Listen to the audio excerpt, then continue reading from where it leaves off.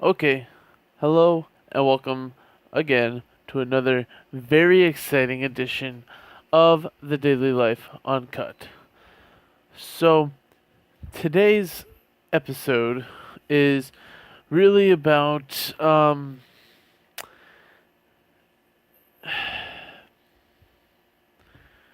gaming. And I'll go one step farther. And I mean video game pricing.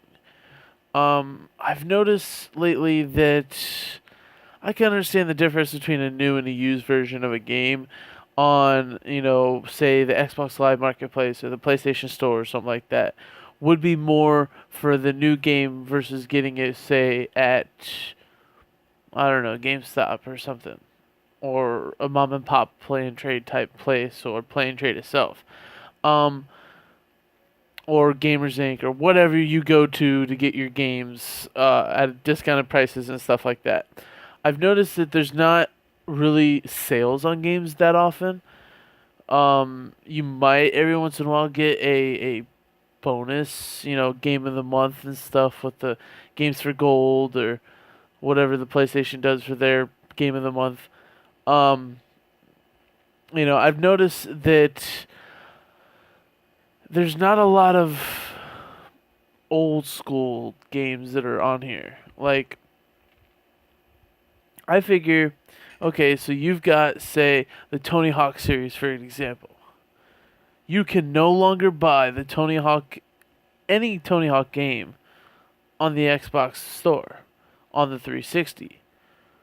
I don't understand why maybe Xbox hasn't put together something like that. Like, PlayStation has, it's like a retro club that you get to play old PlayStation 1 games on your PS4 for like a subscription price.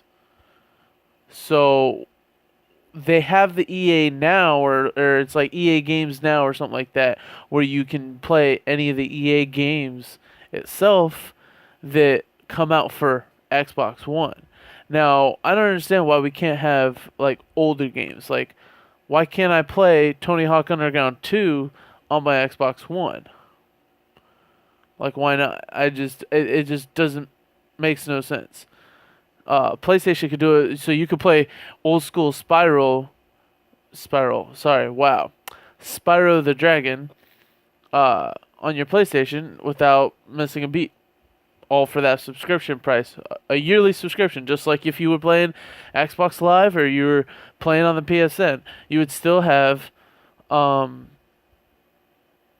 you still have that game that you could play, and it just doesn't make any sense how they can, not have something like that or already have something like that out. Maybe that's something that they might bring out at E3.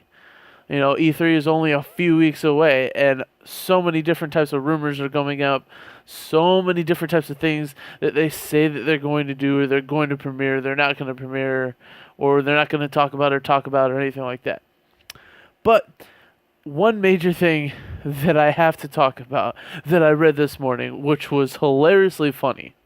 Okay, so games before they come out for general public always have a beta or always have testers or always have, somebody looking at the game step by step and trying to figure out exactly what is wrong, what's right, what should be taken out, what should be tweaked, things like that. Now, here's the funny part to this. The new Gears of War for the Xbox One is set to be, I guess it's going to be revealed at E3 this year. I'm not 100% only because, I haven't really heard hints about that. But here's the thing. Beta testers have so many things they got to do to get their stamp of approval for that game or whatever it is the project is, in order for it to go to the next stage, for it to get, the licenses to be made fully into the game. For instance, there was a very few select people from, the Gears of War studios that made this private beta.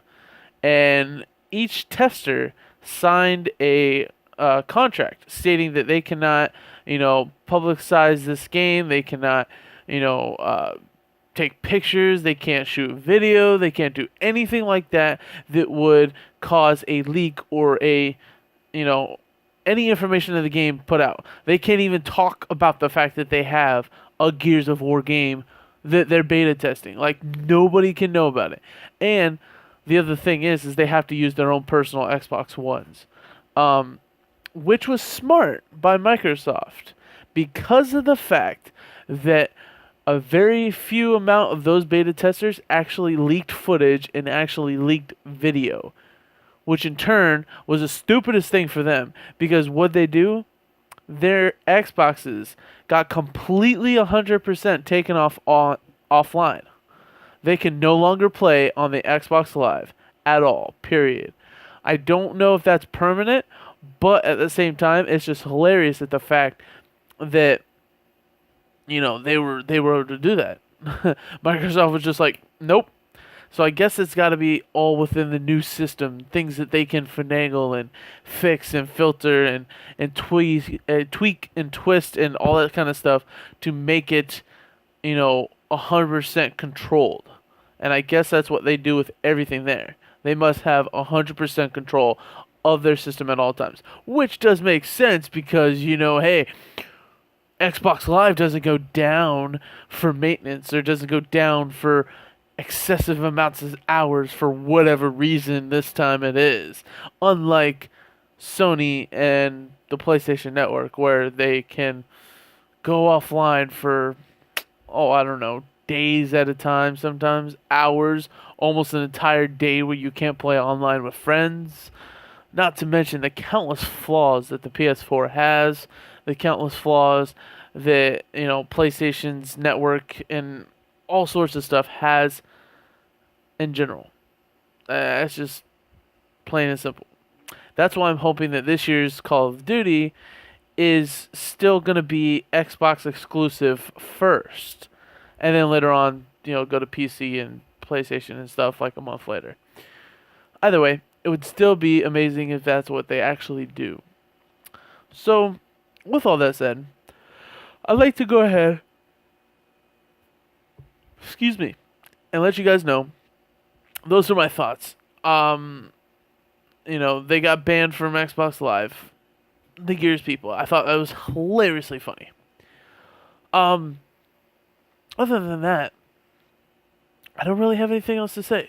So, I'll let you guys go. Have a great night. Have a good next few days. And I will see you back here tomorrow for another very exciting edition of the Daily Life Uncut. And as always, this is my journey.